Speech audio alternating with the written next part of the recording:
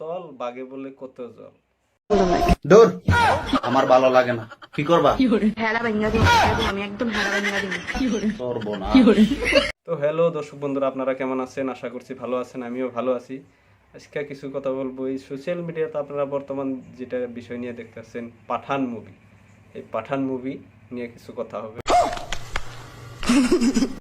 তো কথা হইলো ভাই, এই যে তোমরা খায়া না খায়া, নিজের খায়া নিজের পইরা, তোমরা যে এই বিষয়টা নিয়ে কারা কোনবাই বলে আবার পাঠানের মুভির পিকচারও জ্বলাই দিছে।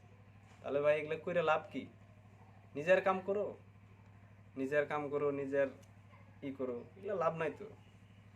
সবাইকে বুড়া আঙুলি দেখিয়ে ঠিকই 25 তারিখে রিলিজ দিয়ে দিবে, তো সেটা নিয়ে তো করার দরকার নাই। তারপরে কথা হলো আমাদের আসামের মাননীয় মুখ্যমন্ত্রী হিমন্ত মামাও শাহরুখ খানকেরা সেটাও চিনে না। আরে ভাই, তার ফলোয়ার হয়েছে 52 মিলিয়ন, আর আমাদের হিমন্ত মামার ফলোয়ার হয়েছে মাত্র 1.7 মিলিয়ন। তাহলে কার সাথে কার কি তুলনা করবেন বলেন, আপনারাই বলেন।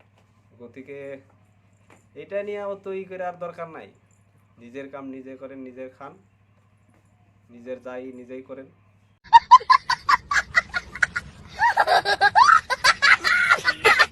তো আমার একটা ইউটিউব চ্যানেলও আছে, কেয়ার মিডিয়া।